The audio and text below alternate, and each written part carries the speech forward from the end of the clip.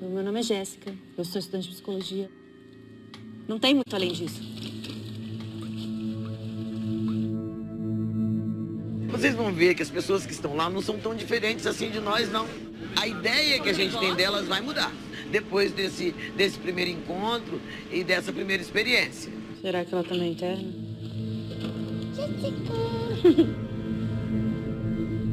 Você conhece acompanhamento terapêutico? Você tá querendo que eu faça tratamento, é isso? Se você quiser. Bárbara, você quer saber alguma coisa? Saber se essa noite é solta. Pode ficar tranquila. Tranquila? Sou uma espécie de bomba relógio. Mas eu prefiro ser assim como eu sou do que como você. Prostração, vazio. Esse é o momento mais difícil na vida de um paciente limite, porque é aí que corre o risco do autoextermínio. Você ainda quer morrer ou passar vontade? Só queria que isso tudo parasse. A vida acaba por todo mundo. Só uma questão de tempo. Desgraçado! Escroto! Filho da puta! Ninguém pode te tirar desse lugar. Desculpa, mas essa garota não tem condições de realizar esse trabalho, não. Ela é uma pessoa à altura, uma pessoa mais inteligente, pelo menos. Some com esse chão aqui!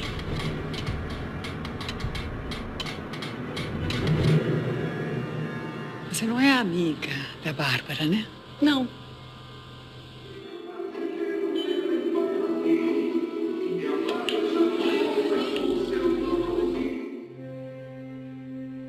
Ter vontade, querer alguma coisa, é um sintoma positivo, mesmo que seja morrer. Quando a pessoa não quer nada, é porque ela já está, de uma certa forma, morta.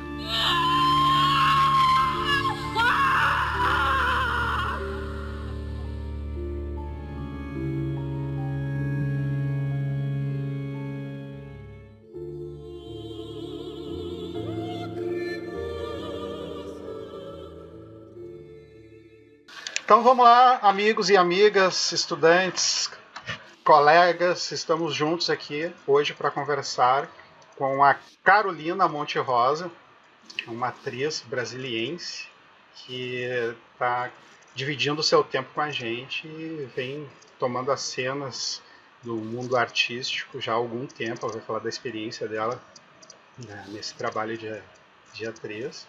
E, enfim, nessa experiência também no filme, né, Porque Você Não Chora, que, enfim, né, acredito que esteja dando uma visibilidade bem legal pro trabalho da Carolina. Então, Carolina, prazer, obrigado por estar aqui com a gente. Oi, Alex, obrigada. Eu que agradeço o convite. Sempre muito bom criar esse contato direto com as pessoas, né, com o público do filme, ou enfim, qualquer ser humano. A gente está sempre em busca dessa conexão mesmo. Obrigada. Que bom. Vamos juntos, então. A gente, primeiro, assim, para o pessoal ter mais contato, assim, com a Carolina, queria que tu falasse um pouquinho do teu percurso, assim, por onde começou. Eu sei que tu tem uma experiência que circula também em outras graduações, no universo da comunicação social, do jornalismo e tal, mas, enfim, deixa eu te falar um pouco da tua história e até hoje, assim, como é que veio parar aqui. Bom, eu sou de Brasília, eu me formei, comecei pela administração, aí depois fui para comunicação, trabalhei como jornalista aqui durante 10 anos. E nesse meio tempo comecei a fazer teatro. Mas o teatro era aquela coisa de meia-noite às 6, né? E aí chegou uma hora que eu falei, não dá para levar duas profissões, enfim, fiquei exausta. E aí eu percebi que meu caminho ia um pouco mais para a arte, assim, eu já conhecia alguma coisa do jornalismo, já estava trabalhando, me sentia até realizada, assim, de certa forma, com o que eu tinha aprendido.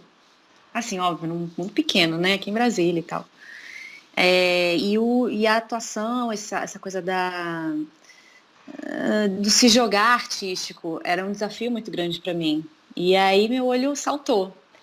Em um determinado momento, eu quis sair de Brasília, e aí fui fazer um mestrado em arte nos Estados Unidos, eu fui para Baltimore. E lá o pessoal faz filme, em qualquer cidadezinha minúscula eles estão fazendo cinema, uma coisa impressionante.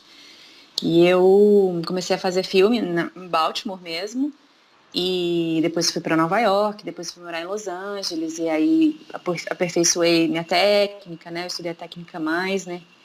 E quando eu vi, eu estava participando de grandes produções de Hollywood. Foi uma experiência fenomenal, fenomenal. E aí, por conta de motivos até pessoais, eu acabei voltando para o Brasil, casamento. E aí fui para São Paulo para conhecer os agentes, conhecer mais o mercado aqui, me apresentar. Então passei 2 anos e meio indo para São Paulo toda semana. Meu marido aqui, a gente ficava nesse esquema, vai e volta. E foi quando eu e a Cibele optamos por contar essa história, né? Essa coisa, estudar um pouco o Borderline, a história dela, a pesquisa toda dela. Mas a gente teve esse flerte inicial, assim, de vamos né, fazer alguma coisa juntas. E aí ela falou, tem um tema que me interessa muito. E aí, enfim, foi como a história toda começou. E outros projetos. Hoje eu estou aqui em Brasília, por conta muito também da maternidade e essa pandemia. Virei roteirista e virei diretora. Então, o meu universo se expandiu durante esse ano de pandemia em casa. E eu estou muito feliz, assim, porque é uma dinâmica bem diferente da atriz, sabe? Você sai do lugar do passivo, de gente, gostaria que vocês vissem o meu trabalho e me chamassem para fazer o que quer que seja no filme de vocês, para um lugar assim, que histórias eu quero contar, né? Qual que é o meu papel como artista, enfim. Então eu estou numa fase muito, muito entusiasmada, assim, muito feliz, apesar de tudo que a gente está vivendo aí no mundo. Uma situação bem complicada, mas enfim, está exigindo da gente algumas estratégias para literalmente ficar operando da maneira um pouquinho mais saudável possível, né? Apesar de esses isolamentos, redução dos momentos de circulação social, de contato social, né? Mas que bom que tu está conseguindo aproveitar também para aprofundar cada vez mais determinadas áreas da tua vida que podem também trazer tanto retorno positivo quanto a tua interpretação desse excelente filme aí que tu viveu, né? Obrigada. Eu acho que assim, essa coisa da adaptação, né, da reinvenção, ela já faz muito parte da rotina do criador, né? Porque a gente tem que estar sempre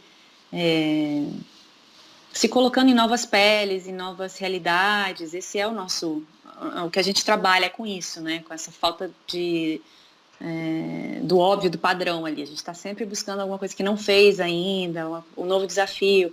E a maternidade também foi uma coisa que, né, eu acho que para todas as mulheres também cobra da gente um certo jogo de cintura para você continuar trabalhando, mas mesmo assim conseguir viver o que você está, né, experimentando naquele momento de uma forma inteira.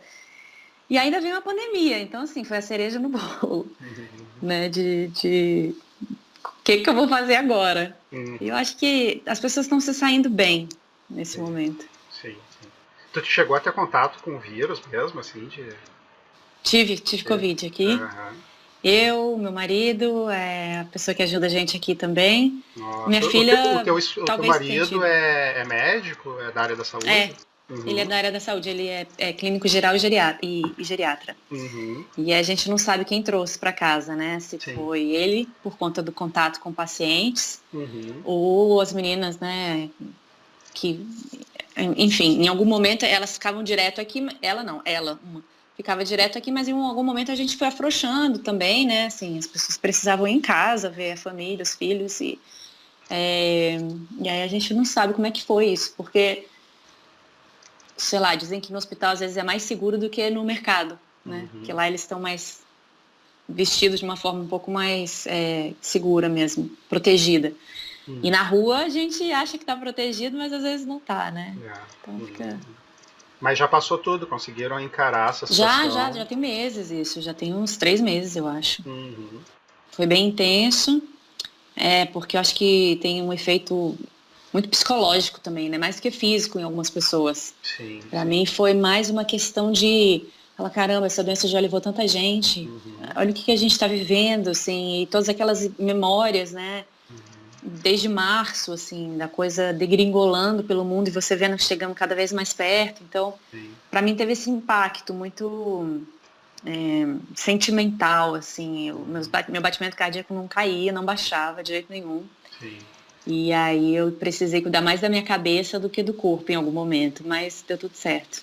Eu acho que tem com certeza esse efeito psicológico também da gente estar quando entra em contato com alguma notícia, parece que tem uma certa predileção pelos números de óbitos que foram durante muito tempo extremamente crescentes. Agora está um pouco, né, reduzindo, mas ainda muito impactante.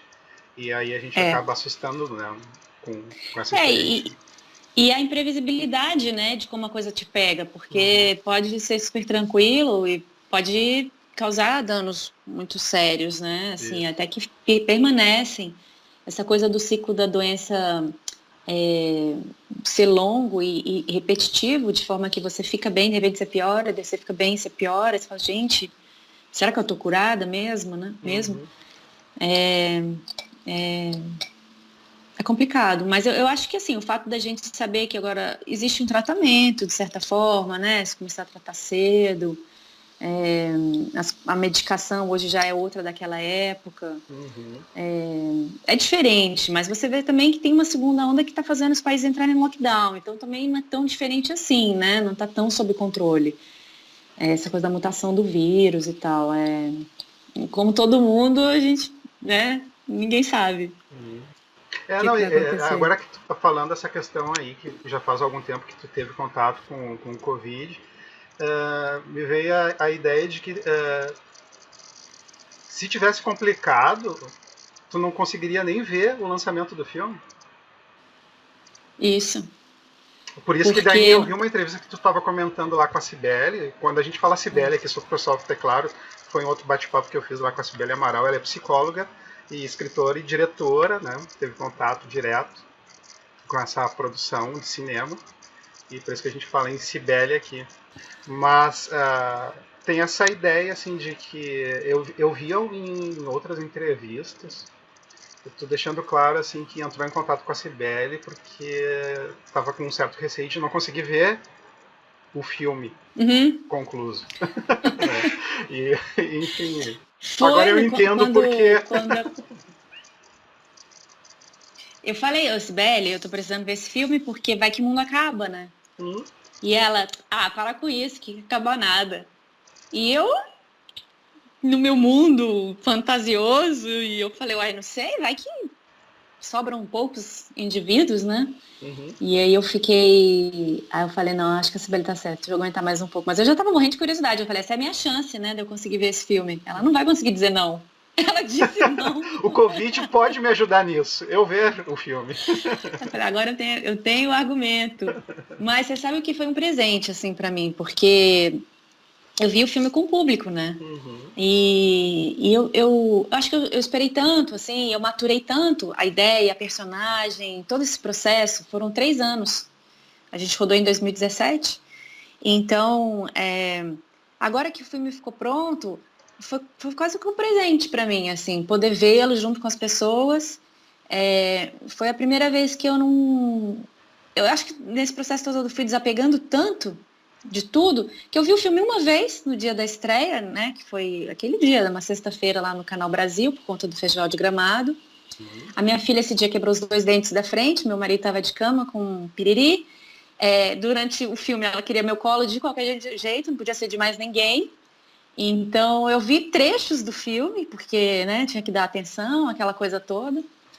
E não senti necessidade ainda de ver mais, sabe? Eu acho que ele entrou em mim de uma forma tão profunda, assim, foi um acontecimento tão transformador que aquela coisa batida, né? O que importa é a jornada, não é o resultado, o que importa é o caminho. Eu sinto isso na pele, o que importou para mim foi todo esse caminhar. O filme é para o público.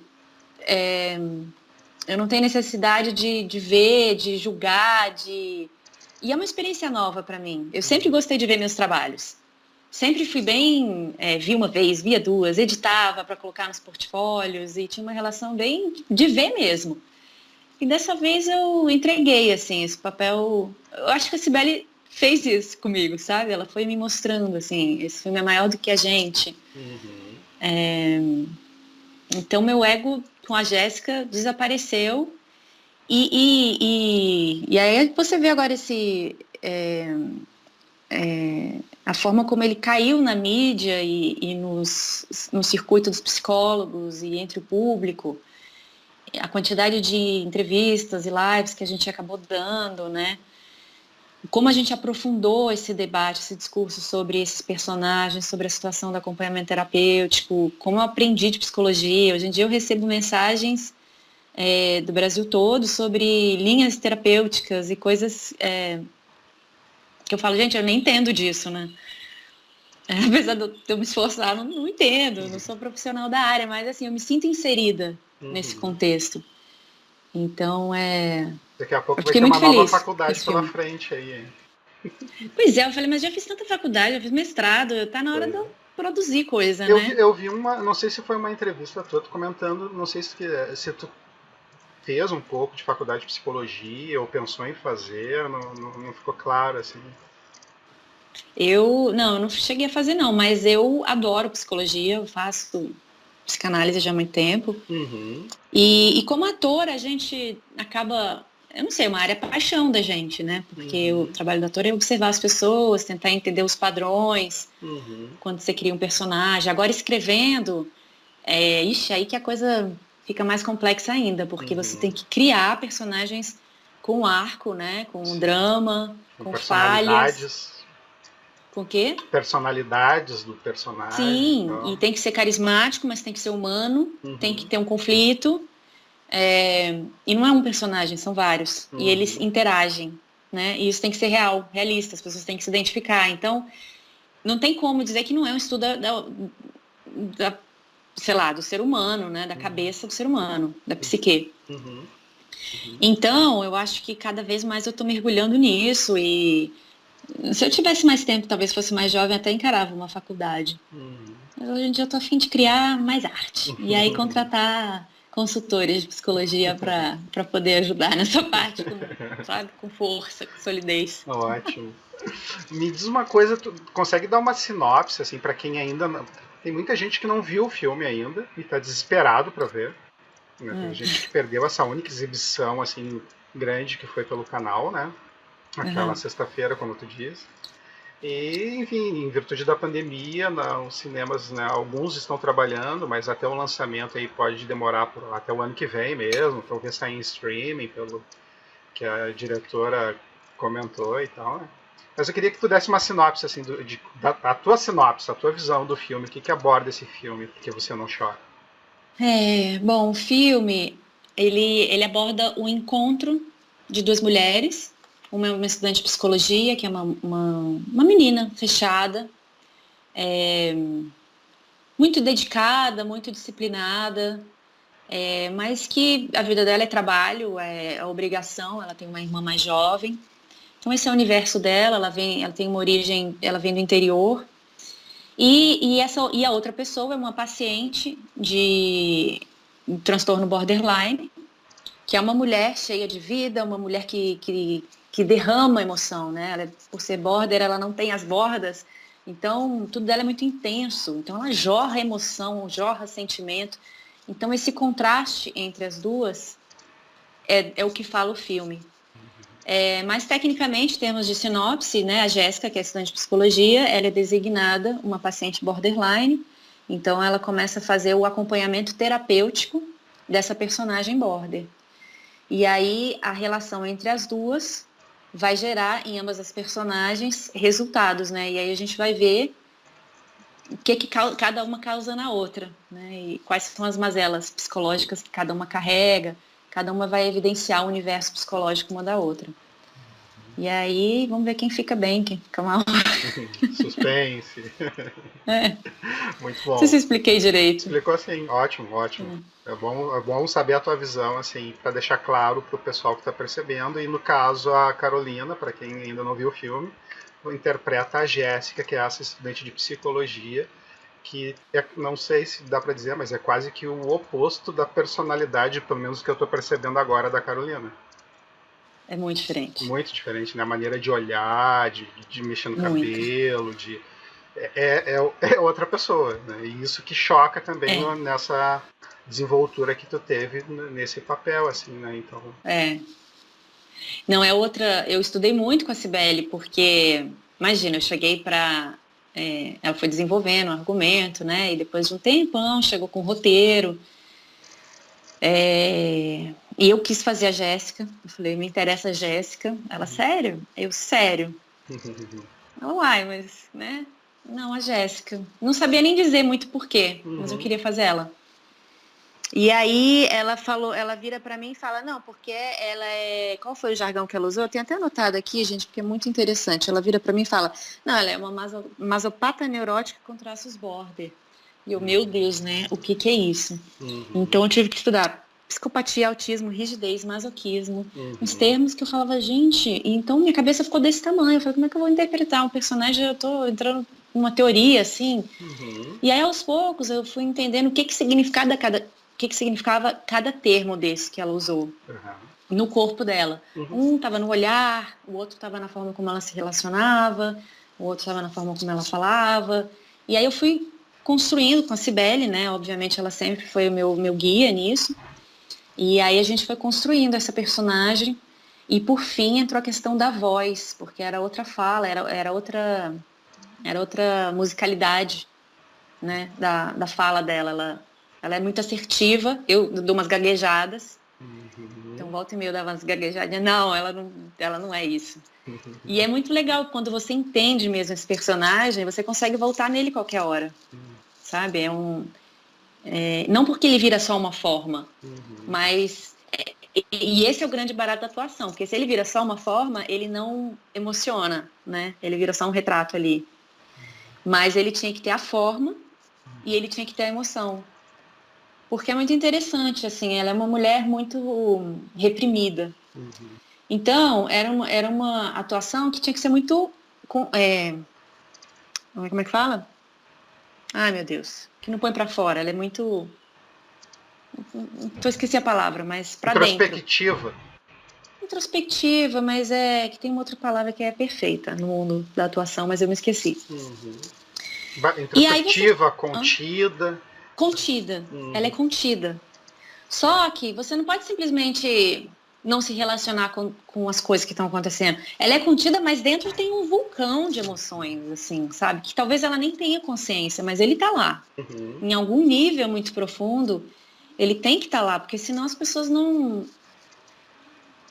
Pra que vão assistir um personagem também, né? Que é só uma casca que não tem nada dentro. Então era esse nível, assim, de profundidade que era interessante conseguir chegar, né? De que dor tão profunda é essa que existe lá dentro, mas que ela nem conhece e não consegue pôr pra fora, né? E que aí uma outra pessoa que vai chegar vai conseguir cutucar e vai conseguir desconstruir. Era esse o jogo que tinha que acontecer. E com a Bárbara, né, é muito bom trabalhar com uma atriz assim, com tanta experiência e tudo, porque ela naturalmente ela conseguia apertar os meus botões e colocar essa dinâmica entre nós duas, sabe? Então ficou uma coisa, não vou falar que prazerosa, mas uma coisa muito viva mesmo. Para quem não viu o filme, só para deixar claro, assim, a Bárbara Paz faz o papel da paciente com o nome de Bárbara, que é a que tem esse diagnóstico de border. E interessante que está falando, Carolina, a própria Jéssica, essa estudante de psicologia que faz papel de acompanhante terapêutica, ela, no próprio perfil da personagem, tem algum traço border também. Assim como o diagnóstico oficial no filme, border é a paciente, né? Mas é interessante, por isso que talvez um dos possíveis títulos que poderia ter sido colocado era border, né? Mas eu acho que esse título inicial, ele não era por conta da Jéssica, ele era por conta da Bárbara mesmo. Sim. Porque não era uma coisa clara que a Jéssica tinha esses traços, por exemplo. Não é uma coisa muito falada, sabe? Por exemplo, eu em nenhum momento tive que estudar o borderline para fazer a Jéssica. Durante a gravação, eu tive em contato com uma pessoa que me falou do border silencioso. E isso me pareceu que encaixava muito bem na Jéssica. Eu falei, aí sim faz sentido. Mas o border silencioso não é um diagnóstico que se fala muito, né? Não se fala muito. não se fala muito, assim, achei muito pouca coisa a respeito. Então a gente nem abordou isso. Eu tô falando aqui, mas foi meu processo. Não sei nem se existe ou se ela é realmente um border silencioso. Mas me pareceu que poderia ser. Agora, é muito engraçado, assim, como o processo artístico funciona, porque tem coisas que vão se apresentando que às vezes nem a gente que fez imaginava ou pensou, sabe? Então, de repente, o filme tá lá, alguém aponta, isso aqui é não sei o quê, ou então, nossos personagens se encaixam em tal diagnóstico. Então, é muito interessante como realmente ele extrapola, às vezes, o processo artístico, a nossa própria cognição, assim, a nossa própria criação, sabe? Você fala, caramba, nunca tinha pensado nisso.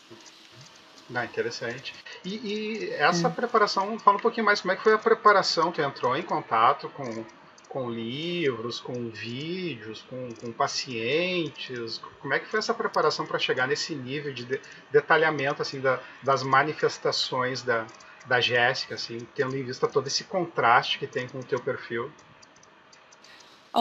Eu fui primeiro num espaço de convivência aqui de Brasília chamado Inverso. E então tinham portadores de vários transtornos psiquiátricos, né? Mas vou te falar que não consegui perceber muita coisa do border, em princípio, ou, enfim, até da própria Jéssica. Mas ela, como era uma estudante de psicologia, era legal ter essa experiência, né? De ver como eu me sentia com todos esses transtornos mesmo. Mas foi só isso. E aí depois, com a Cibele, ela tem uma entrada muito na bioenergética também. Então, ela me apresentou o Lowen, Alexander Lowen. E aí eu fui trabalhando e estudando a rigidez. Eu peguei muito dali. Aí com o Patrick, que faz tanto a produção como essa parte da música, a trilha sonora do filme, eu fui fazendo a coisa da voz. Aí fiz algumas atividades físicas também para me preparar, porque tinha umas cenas embaixo d'água, então fiz natação, fiz algumas coisas assim para eu poder ter fôlego. Mas tem uma coisa mais importante que eu acho que eu não fiz, que eu não tô te falando. Eu peguei alguns filmes e alguns personagens que eu achava o que a Cibele também achava que podia ser referência, e assisti muitas vezes e analisei milhões de vezes cada gesto, cada olhar, assim. Então, alguns filmes eu realmente decupei e peguei o roteiro e fui colocando no roteiro tudo que eu achava que encaixava. Então, fiz todo um trabalho técnico, cena a cena, e eram muitas cenas, eu estava em muitas cenas do filme.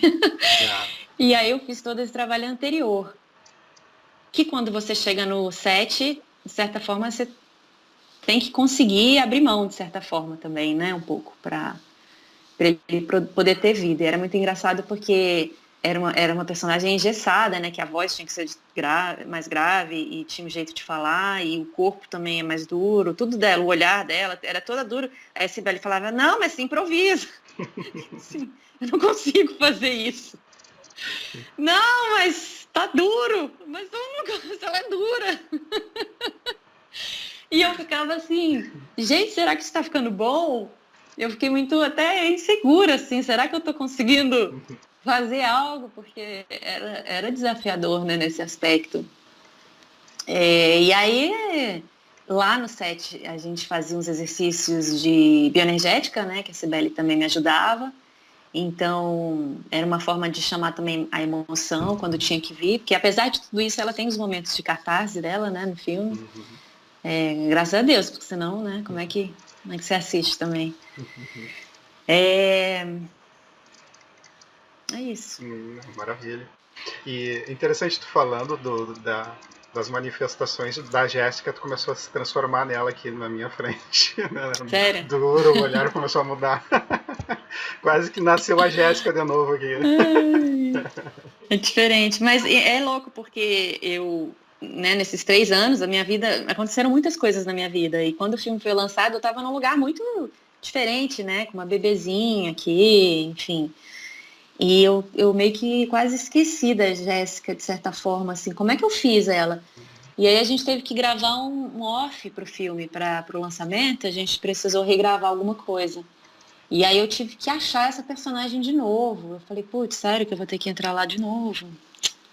Que Nem medo. enfim, assim. E aí tive, né? E aí eu fui, com a ajuda também do Patrick e da Cibele, entrando. E é engraçado, porque a hora que também ela veio. Ela veio assim, na pele, cara. É impressionante, assim. Ela parecia que ela chegou, oi, tudo bem? Deixa eu entrar aí, faz o serviço. Quando eu assisti o filme, assim, esses trechos, né, que eu fui vendo, eu falei, uau, é muito interessante. Ele entra num nível celular quase, sabe? Impressionante. Mas é isso, a gente se apega. Sou muito grata. A Jéssica me ensinou muita coisa. Pegando essa questão assim dos ensinamentos da Jéssica e do filme como um todo, tem alguns insights, algumas provocações assim que o filme te gerou, seja ainda lá no nível de roteiro, depois na preparação, durante as gravações, depois dando entrevista, revendo o filme. Tem algo que gerou... Tem. Eu acho que a principal, assim, é a importância de chorar. Uhum. A primeira vez que eu vi o título, eu não entendi. Olha só que louco, né? Eu achei legal pra caramba, mas eu não tinha entendido. E ele é bem claro, né? Porque você não chora. E também, aí quando as fichas vão caindo, eu já falei também isso numa outra entrevista, eu me dei conta de que uma pessoa muito próxima de mim, às vezes me fala, às vezes não, ela sempre me fala, eu não consigo chorar. Eu não consigo. E você vê como existem pessoas que são fortes, que são viajadas, que... Enfim, parecem pessoas que se relacionam bem com a vida, com elas mesmas, e não choram. Então, assim, como a gente é travado, né? Como a gente, às vezes, esquece esse caminho do coração, sabe? Em algum momento. Eu aprendi muito também como a maternidade carrega um valor, uma importância muito grande dessa coisa da afetividade, sabe? Assim, hoje, com a bebê, nossa, eu acho que eu sou uma mãe melhor por causa desse filme. Eu me dá até um pouco de vontade de chorar, porque a gente vê como coisas simples, né, do olhar, você olhar para uma criança. A Jéssica tem uma mãe sem olhos, né, uma simbologia muito forte. A mãe dela, ela não, fizeram uma maquiagem lá muito doida, mas a simbologia é essa, é uma mãe que nunca conseguiu enxergá-la. Mas por quê? Porque ela também provavelmente nunca foi enxergada pela própria mãe, né? E você vê essa dor que vai sendo carregada geração a geração, e que não só comete mulheres, acho que homens também, né? Todos nós, seres pequenininhos, vulneráveis, a gente não entende, sabe, o que é a rejeição, não entende, a criança é muito engraçada, essa minha bebezinha, às vezes ela faz uma coisa errada, assim, me joga um negócio na minha cabeça, eu fico meio brava, e ela começa a fazer uma birra, louca. E na hora que tô brava, né, e me distancio, e aí ela vem vindo atrás de mim fazendo birra. Até a hora que eu entendo, cara, ela tá querendo pedir desculpa, mas ela não sabe como. Ela sabe que ela fez alguma coisa errada, mas ela não tem a maturidade pra virar pra mim e falar, mãe, desculpa, eu errei, né? Ela não sabe nem o que ela tá sentindo. Então, assim, eu percebo como a humanidade ainda vai crescer quanto mais as mães melhorarem melhorarem foi uma palavra estranha, mas entenderem o papel que existe realmente nesses primeiros anos, né, da formação de uma criança. E eu acho que a psicologia é muito importante nisso, assim, para realmente ensinar. A própria Bárbara, né, que é border, também teve suas questões na maternidade, né? Dizem que é falta de limite. Às vezes a pessoa teve pais que não souberam impor os limites, também porque por suas próprias, eu acho que inseguranças, né, ou tá com a cabeça em outras coisas, também não tá dando a devida atenção e o tempo àquela criança como deveria, ou não tem a maturidade para fazer isso. E olhando para trás, né, as pessoas viravam mães muito novas. Então, eu fico me imaginando, se eu tivesse tido filho com a idade que a minha mãe teve filho, provavelmente eu não seria mãe com os conhecimentos que eu tenho hoje. Eu teria uma filha muito diferente. Então, a própria mudança da sociedade talvez permita, né, que nós nos tornemos pais mais conscientes. É todo um processo, assim. Eu aprendi com o filme também muito da recepção do público. Eu acho que é um filme muito delicado, assim, muito feminino.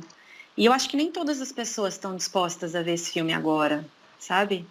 Acho que os psicólogos, sim, porque trata muito do universo deles, né? Tem uma representante do AT, então, assim, é muito legal falar disso no mundo acadêmico e tudo. Mas eu não sei até que ponto os homens, de uma forma geral, estão afim de falar sobre isso, estão afim de ver uma personagem que no dia a dia passaria batido. Assim, você fala, por que essa personagem é uma protagonista de um filme, né? Eu acho que o filme deu voz a essa pessoa invisível, a essas Jéssicas, né? Jéssicas. E me pergunta até que ponto a sociedade está pronta para essa sensibilidade, sabe? Porque eu sou uma defensora do filme, eu realmente gosto muito dele. Acho ele extremamente, não só importante, mas bonito mesmo, tocante, sabe?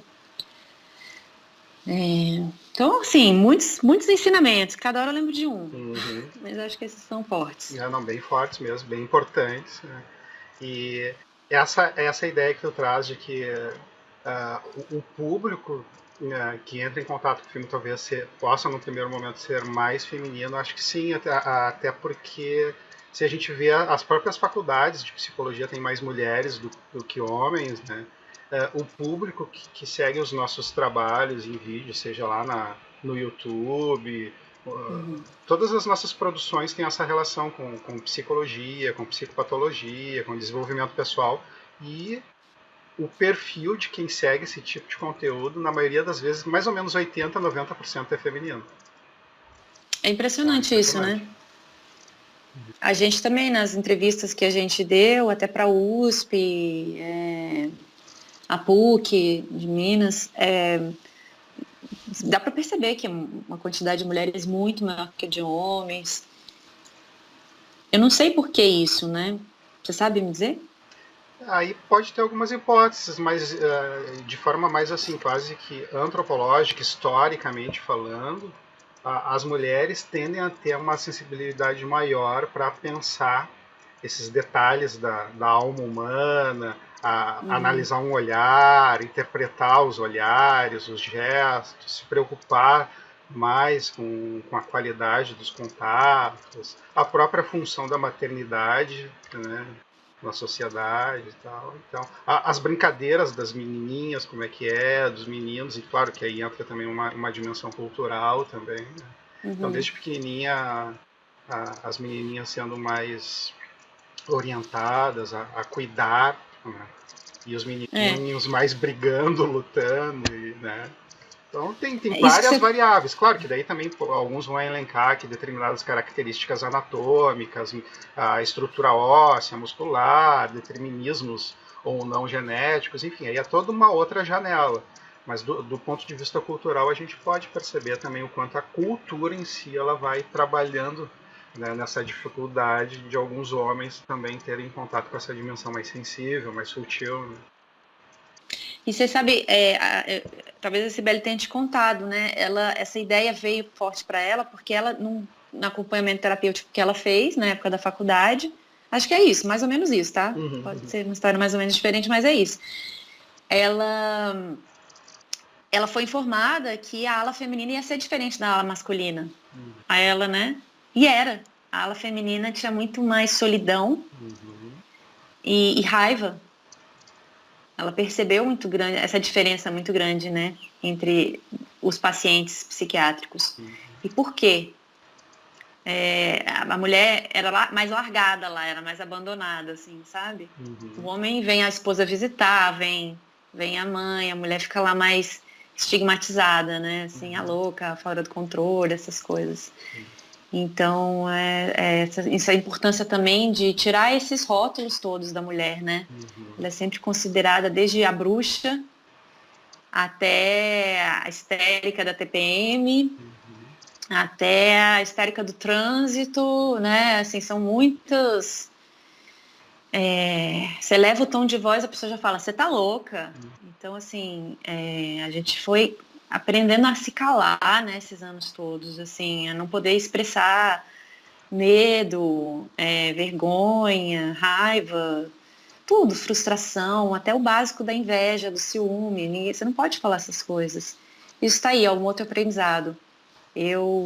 Esses dias, agora eu falo para minha filha, a primeira vez ela, não chora, não, pode chorar, pode sentir isso, pode sentir aquilo, pode ficar com raiva, não tem problema, assim, porque a mulher foi, e eu acho que não é só a mulher e o homem, mas a mulher talvez mais ainda, porque como ela é taxada de ser tão louca, tudo é excesso, né? Tudo é exagero, tudo é, ai, você tá exagerando, ai, você tá com teoria da conspiração, ai. Então a mulher vai aprendendo, não posso falar isso, não posso falar aquilo. Quantas vezes a minha mãe já falou assim, ai gente, vocês não deixam eu falar nada. Porque eu e meu irmão é assim, ai mãe, você sempre acha que as pessoas estão falando isso, estão pensando isso. Cara, e de repente ela acha, de repente ela tem razão mesmo. Por que ela não pode falar com os filhos, né? O que ela pensa. Então é muito louco que apesar de todos esses insights, eu vejo que eles ainda estão presentes, até no meu discurso, até na minha vida. Então é um caminho muito longo, né? Pra gente realmente mudar enquanto indivíduo e enquanto sociedade. É por isso que essas campanhas, essas hashtags que às vezes parecem tão chatas, agora tem essa, né, do estupro e tal, parecem às vezes meio até agressivas, você fala, ai meu Deus, lá vem outro e tal, mas se não for assim, uma coisa que toma uma proporção grande, uma coisa que gera um impacto, uma polêmica, não se muda, né, não consegue acontecer uma transformação. Porque o status quo é muito forte. Eu acho que as pessoas hoje em dia falam mais, né? Você tem uma rede social, você consegue colocar a sua opinião, fazer seus posts. Mas isso, às vezes, encobre as questões menores, assim, do dia a dia dentro de casa, sabe, que a gente não percebe. Então, é você falar... esse exemplo da mãe, dos filhos com a mãe. Ou então você fala alguma coisa de como você está se sentindo pro marido, e ele fala, para com isso, que bobagem. Ou a bebê chora, você fala, não pode chorar, não precisa chorar. Claro que precisa chorar. Se não chorar, não vai saber que eu tô com fome, você não vai saber que eu tô com sono, com frio, um calor, tem que chorar muito. Então, eu acho que o básico, às vezes, fica encoberto, né? Por conta desse bafafá, esse estardalhaço das redes sociais. É muito mais sensível, realmente, a gente poder ouvir a emoção do outro sem julgamento e sem fingir que não existe, né? E sem essa coisa de... A campanha de Setembro Amarelo é muito legal nesse aspecto, porque ela ensina a ver que existe, que ok, sentir, as outras pessoas também sentem, não tem problema você se sentir da forma que você se sentir, depois você vai passar por isso e depois vai resolver, não tem problema nenhum você se sentir depressivo, super normal, todos nós passamos, né? Então acho que tá aí, esse é outro grande barato desse filme, eu acho, desse projeto. Tem. Eu lembrei agora falando dessa questão do lado humano, né, dessa questão das emoções e de todas as alterações e manifestações que podem estar nesse leque de possibilidades, até as frases que ecoam também na mente, né? E as regras, por exemplo, né, pegando a questão do próprio nome do filme, né? Porque você não chora, e pegar o mantra de homem não chora, né? Então tem toda uma série de contenções que vão se criando, assim, e a gente, né, vai flutuando nessas regrinhas, mas pegando essa questão das emoções e indo para esses papéis assim que tu vive e que a gente vê em situações de filmes de drama, filmes alguns impactantes, o cuidado enquanto atriz, né, pegando até aquela ideia do efeito Coringa, né, no quanto o personagem ele pode gerar assim enfim, gerar um gatilho até psicológico no ator, e enfim, como é que tu busca se proteger, se cuidar também para conseguir, né, essa qualidade. Eu acho que esse perigo é real. Assim como para quem trabalha com psicologia, né? Tá atendendo outras pessoas. Essa coisa do gatilho é bem, bem real, porque inconscientemente, às vezes a pessoa está apertando seus próprios botões, né? Um personagem abre as nossas portinhas. Então não tem como você falar sobre loucura sem você encontrar a sua própria loucura. Não tem como você falar de dor e não acessar um lugar que seja doloroso, né? Pode ser uma memória ou pode ser simplesmente a dor de um medo, né? A dor da perda, a dor física, não sei. E eu faço terapia. Durante esse processo eu tive que fazer terapia. Graças a Deus eu estava fazendo, porque eu tive os meus momentos, assim, muito intensos. Eu acho que eu nunca tinha tido momentos tão intensos durante uma gravação. E aí quando terminou eu fiquei um pouco, acho que a palavra é triste. Eu passei um mês meio assim, porque com o filme, depois da primeira semana eu já me olhei no espelho e comecei a ver algo diferente quando eu chegava em casa, porque são muitos dias, né? Um dia atrás do outro, e é um processo também fisicamente exaustivo, porque os dias começam muito cedo, terminam muito tarde, você gasta muita energia, e no dia seguinte tem mais, no dia seguinte tem mais, e tudo com essa, né, esse conflito, com esse drama, esse tanto de troca de emoções. Então, chega uma hora que a coisa vai te abatendo, e que é bom, é o processo realmente da filmagem, quanto mais você entra, melhor. Então, aí tem esse fenômeno quando termina uma filmagem, que é o ninho vazio. Então, toda a equipe sente isso, né? A falta da equipe, daquela adrenalina. O set é uma coisa muito viva, muito, as coisas têm que ser para agora, corre, corre, corre, vamos gravar. Então, você fica se sentindo no olho do furacão, e de repente a sua vida, você acorda de manhã e fala, ixi, acabou. Então, naturalmente, você tem realmente um cansaço físico, emocional e saudade do que você viveu, né?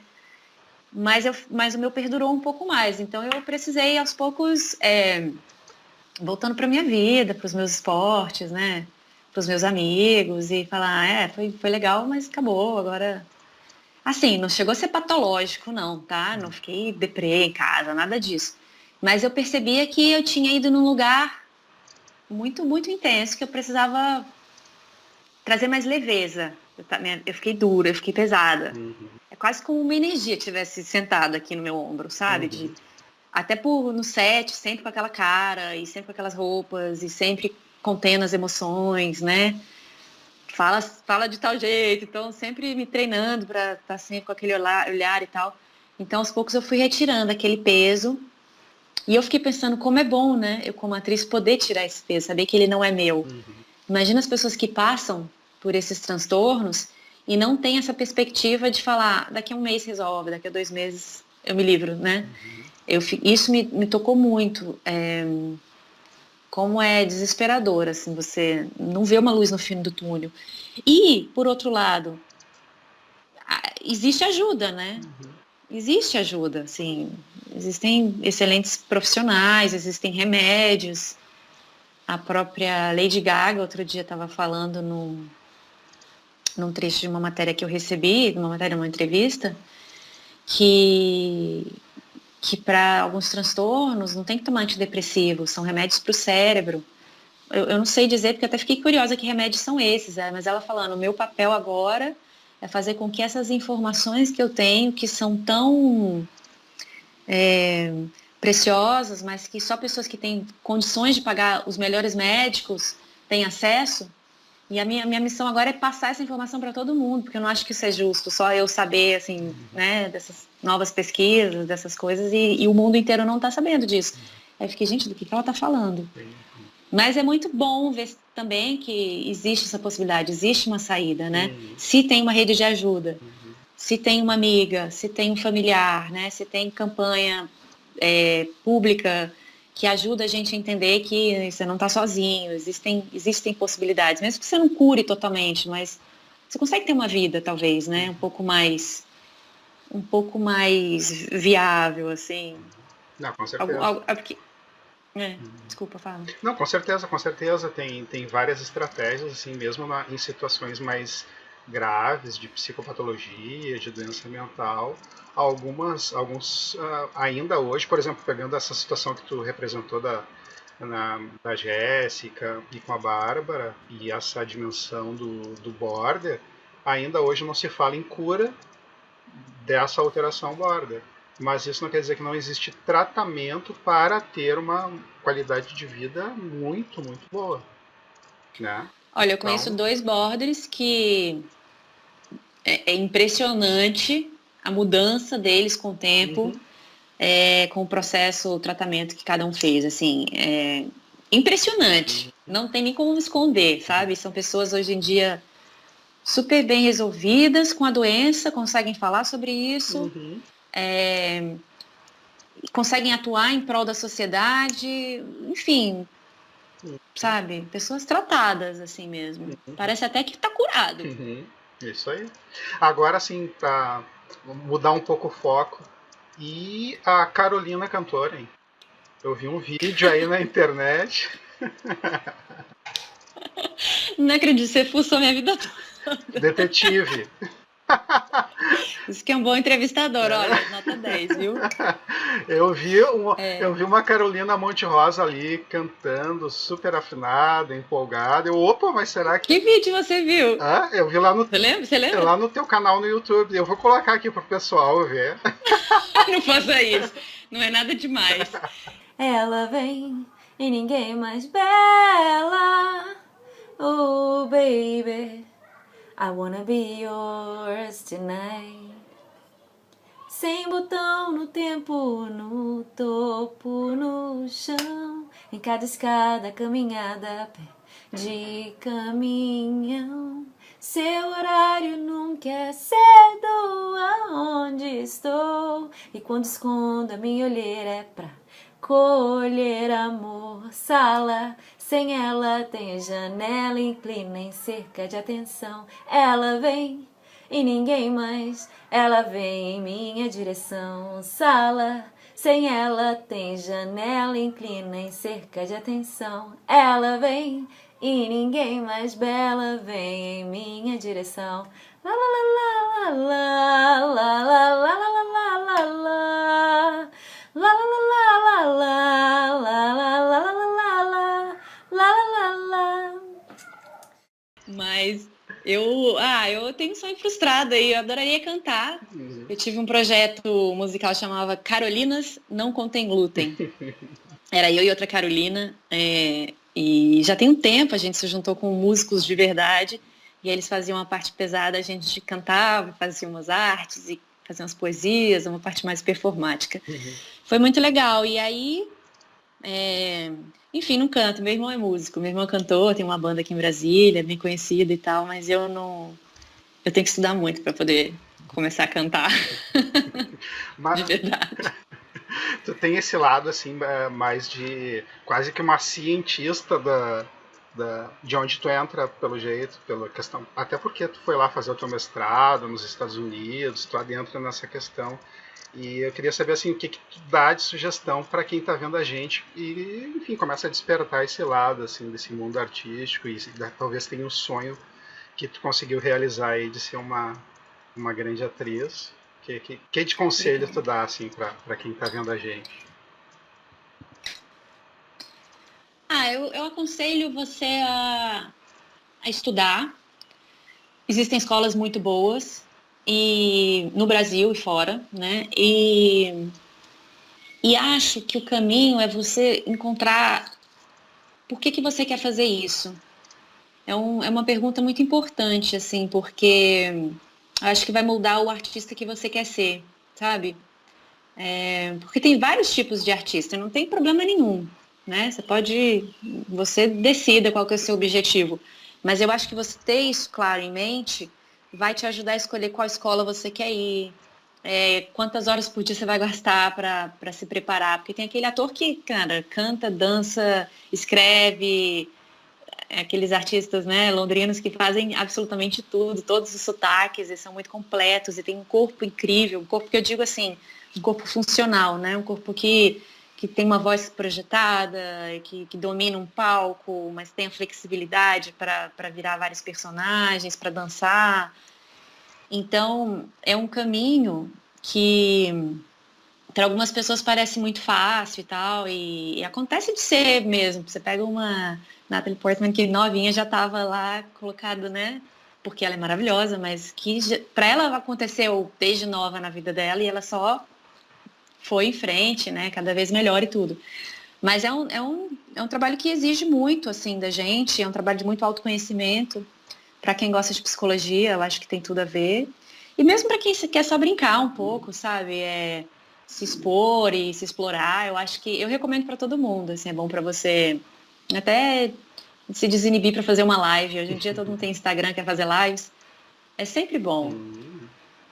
E agora, assim, já para encerrar esse nosso bate-papo, queria saber, assim, se tu, tendo em vista todo esse teu percurso aí, né, acadêmico e aprofundando bastante com técnicas, enfim, com estudos no Brasil e no exterior, se tu dá orientação, assim, se tu tem mentoria, coaching, se tu orienta atrizes para quem está querendo começar, ou se tu nunca pensou nisso. Ah, que legal essa pergunta, nunca me fizeram assim. Mas eu Tô te tô perguntando chegando numa isso fase por que... quê? Porque algumas pessoas podem começar a entrar em contato aqui com a gente através desse vídeo. E, enfim, daí eu posso, sei lá, daqui a pouco, se tu começar a pensar isso em estar ajudando outras pessoas, daí eu deixo teu contato também para as pessoas, assim, que começarem a me cutucar aqui, te buscando. Legal. Então, aqui em Brasília eu já comecei a dar umas aulas de teatro. E quando eu voltei, né, por ter estudado com algumas pessoas reconhecidas lá fora e tudo. Tipo, cita nomes. Tipo, o meu professor de teatro, Saul Land, ele foi aluno da Stella Adler. A Stella Adler é dos nomes referências quando você estuda interpretação. Então, ele foi pupilo dela, eu estudei direto com ele, assim, uma experiência muito legal. A outra era pupila do cara que foi o pupilo do Meisner, que também é outro nome referência. Então, aquele negócio das 7 pessoas, né? Como é que é? Sim, as referências que tu vai chegando no encontro, né? Você vai chegando ali, tá bem menos de 7, ele tem, sabe, 3, assim, pra você chegar. Então, consegue captar muita essência, sabe, do que era ensinado, do que era falado. Não é um que estudou com outro, que estudou com outro, aí eles já criaram um negócio que é um desvio completo da doutrina, não, mas do estudo, né, da técnica e tal. Mas, então, aí eu cheguei aqui, aí eu fiquei meio assim, imagina, quem vai querer estudar comigo? Só que agora eu tive vontade de ensinar algumas coisas, que pra mim foi muito legal. A gente, quando ensina, a gente aprende muito também, né? E a gente vê o tanto que a gente realmente sabe. Então, acho que sim, é um caminho, né? Por que não? Acho que é um caminho sempre. E eu acho que faz sentido isso, da gente passar para os outros o que a gente aprendeu também, Claro. né? Eu acho que quanto mais a gente tem experiência de ter ido para fora e voltar para Brasília, é inegável. A gente tem que trazer com a gente todo esse conhecimento que a gente teve, né? E não precisava ser fora do Brasil, podia ser saído para outra cidade. Qualquer realidade nova que você experimenta, ela traz uma série de insights, né? E acho que a gente tem que estar sempre movimentando. Eu vejo muito isso. Meu marido também estudou fora, fez a residência dele fora, a especialização fora, e quis voltar. Cara, é obrigação, né? Trazer para cá o que ele viu lá. É obrigação. Não, e tu tem essa questão da experiência que o professor tem, daqui a pouco tu levou... Imagina a quantidade de anos, de horas que tu tem no mundo artístico aí, pensando a interpretação, como evocar emoções, como colocar em corpo o que está sendo falado pelo diretor ou como roteirista, enfim, né? E o quanto a gente pode transformar isso e ajudar pessoas, daqui a pouco, em anos, tu consegue transformar isso em algumas horas de uma orientação que tu dá. Então, dependendo das possibilidades, dos recursos pedagógicos que tem, mas enfim, se te dá essa cutucada aí, né, ainda mais no momento de pandemia, também é um momento também, né, das pessoas daqui a pouco estão sonhando em evoluir, podem começar a evoluir já tendo até um coach, uma mentoria com a Carolina Monte Rosa, né, via internet. Legal, Alex, obrigado. Então tá, se caso alguém demandar, eu vou passar eu vou deixar o contato aqui embaixo para as pessoas te chamarem, te incomodarem um pouquinho aí na tua casa. Tá bom? Tá bom. Então tá, vamos ficando por aqui. Muito obrigado pela essa conversa contigo. Aí, Carolina Monte Rosa com a gente, conversando sobre cinema, sobre interpretação, sobre emoções, sobre pandemia, Covid, sobre muitos temas. Então até uma próxima. Espero ver mais uma vez, né, o teu filme, né, Porque Você Não Chora, quando for lançado aí em cinema ou streaming. E vou acompanhar também as tuas produções aí, que tem muitos filmes que tu circulou aí também. Eu vou ver se coloco alguns trechos aqui nesse vídeo também, de algumas cenas, desde Carolina com arma na mão, com romance, com tragédia. Tem. Né? Tem muita coisa. Tem da Ana Nery, uma enfermeira muito famosa no Brasil, que foi legal, um filme de realidade virtual. Tem muita coisa. E nos Estados Unidos também fazia, desde ficção científica até... Fala a ficção científica que tu fez aí pro pessoal já ficar sabendo que tu participou. Esse filme se chama Home, mas eu não sei como acessá-lo pro pessoal, assim. Eu fazia uma selvagem. Eu era tipo Ai, como é que chama aquele bicho, gente? Esqueci o nome dele. É tipo um cachorro, assim, do mato. Ai, tá aqui, não sai. E aí essa outra pessoa fazia, que era a minha a minha antagonista, né? Ela fazia um cachorrinho, como se fosse a simbologia de um cachorrinho, que era o mascote da nave dos extraterrestres. Porque eles vinham pra Terra pra tomar um banho de mar, sabe? Saíam da nave e vinham pro banho de mar. E o cachorrinho de estimação fugia. E eu era o coiote que ia atrás. Não, é muito legal, mas tem todo um pensamento mega filosófico por trás dessa analogia e tal, essas coisas de ficção científica. Tem de tudo. E ganhei um walk on roll, que eles chamam, pra Mad Men. Foi um concurso que, assim, acabou sendo uma bobagem, assim, né, na prática, mas foi uma história enorme de uma votação aqui nos meios de comunicação, que foi muito legal na época, em 2010. Então tem muita coisa para ir atrás, assim, tem vários curtas que tu participou também. Teve vários cenas curtas, que também tu participou do Star Trek também, né? Teve alguma... Né? O Star Trek eu fiz uma participaçãozinha, assim, realmente, eu era enfermeira da Enterprise. Tá. Mas é interessante, assim, eu menciono porque uma experiência como essa é uma coisa muito disputada nos Estados Unidos, né? Um ator que consegue realmente, sabe, pegar um papel com falas, é uma coisa, com falas que eu digo assim, numa mega produção dessa, né? Eu também fiz vários longas lá e trabalhei em vários pilotos de televisão, várias coisas. Mas eu digo, numa produção como essa, nossa, só Deus sabe, assim, a competição que é, porque é o mundo inteiro querendo aquilo, né?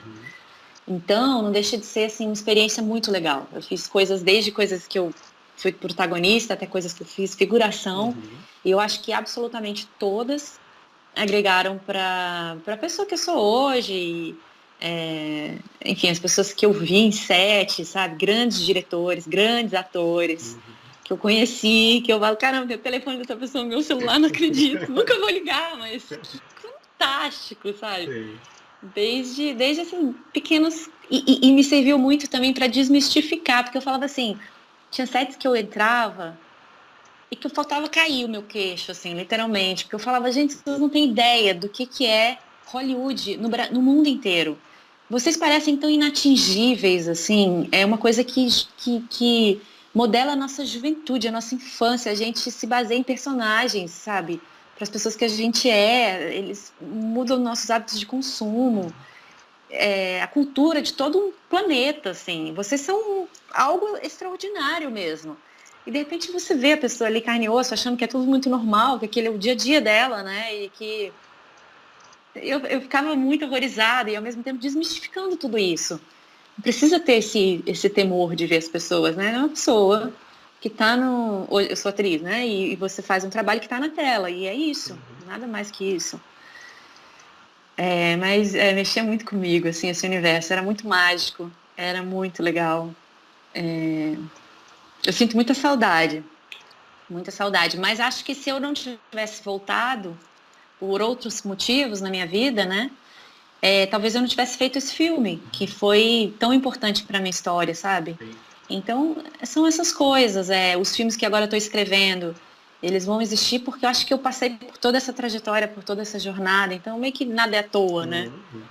Se eu estivesse lá, talvez eu ainda estivesse correndo atrás dos papéis. Porque aquele é muito tentador. Você faz teste todo dia para 1000 coisas incríveis. Então, eu poderia ficar sempre nessa roda, assim, né? Sempre tentando achar meu rabo ali para um dia ficar famosa, um dia conseguir emprego, um dia alguma coisa. E aqui eu tive que me reinventar a ponto de repente, estar chegando num lugar que é mais interessante para mim mesmo.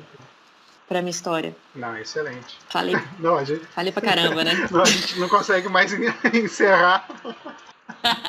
Não, e vai surgindo mais coisas, mas enfim, vamos ficando por aqui. De repente a gente marca outro dia para conversar de novo, para saber da tua, enfim, para evoluir na conversa sobre a tua função, a tua atividade de roteirista, de pensar em direção. Mas aí deixa essa janela. Eu tenho que desenvolver mais isso, porque eu tô ainda iniciante, eu preciso. Mais pra frente a gente faz. Mais pra frente a gente entra nessa lógica, né? Mas por enquanto, né, gratidão aí por compartilhar com a gente toda a tua experiência e o teu tempo. Até a próxima. Obrigada, Alex. Eu que agradeço, viu, a paciência e o espaço. Que isso. E o acolhimento. Obrigada. Valeu, tudo de bom. Tchau, tchau. Tchau, tchau. Tchau, gente. Meu nome é Jéssica, eu sou estudante de psicologia. Não tem muito além disso.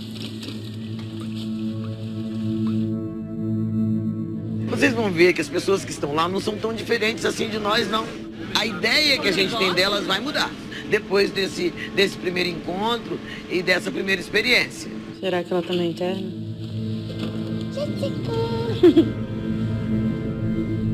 Você conhece acompanhamento terapêutico? Você tá querendo que eu faça tratamento, é isso? Se você quiser. Bárbara, você quer saber alguma coisa? Saber se você sabe onde tá seu tempo. Pode ficar tranquila. Tranquila? Sou uma espécie de bomba relógio. Mas eu prefiro ser assim como eu sou do que como você. Prostração, vazio. Esse é o momento mais difícil na vida de um paciente limite, porque é aí que corre o risco do autoextermínio. Você ainda quer morrer ou passar vontade? Só queria que isso tudo parasse. A vida acaba por todo mundo. Só uma questão de tempo. Bastardo! Escroto! Filho da puta! Ninguém pode te tirar desse lugar. Desculpa, mas essa garota não tem condições de realizar esse trabalho, não. Ela é uma pessoa à altura, uma pessoa mais inteligente, pelo menos. Some com esse chato aqui!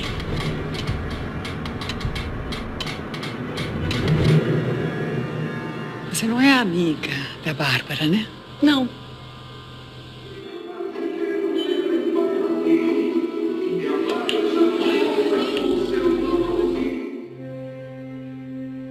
Ter vontade, querer alguma coisa, é um sintoma positivo, mesmo que seja morrer.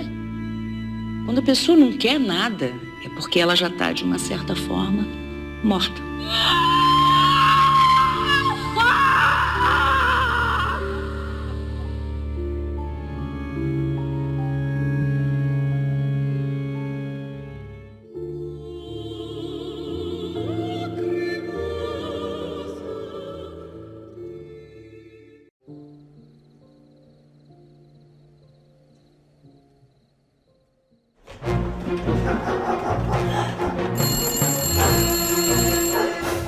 I think it would be exciting to be kidnapped. What?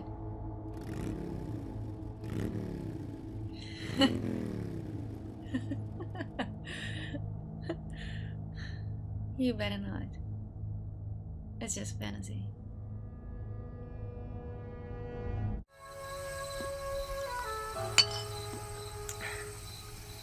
You know, I'm not gonna do this. Tell me more. No.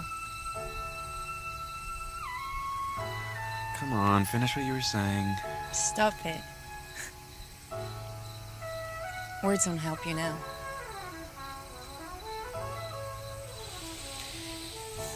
Come on. You've got a big day tomorrow. Oh shit! You! John, calm down. You fucking shot me! What? You shot me! Why would I do that? Do you think I'm any happier we left him behind? What do you expect us to do?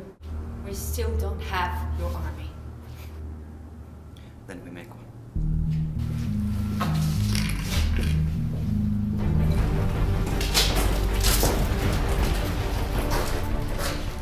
That's awfully congenial of you. Good luck, Nikolai. Don't fuck this up. How long have you been hearing it? It started about a week ago, I guess. It was much quieter then. All right. Just put those on. You're on top. I'm messing this up. Oh, if you're on top. But I like that. It gets the job done.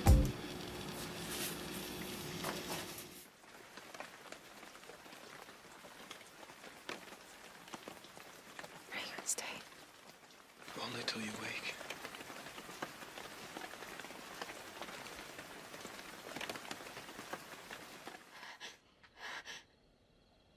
Sorry.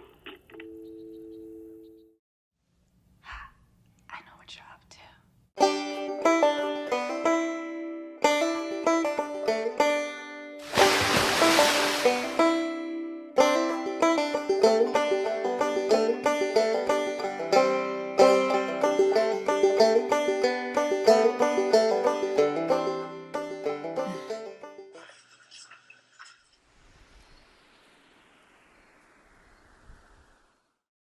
I find it hard to recreate his voice.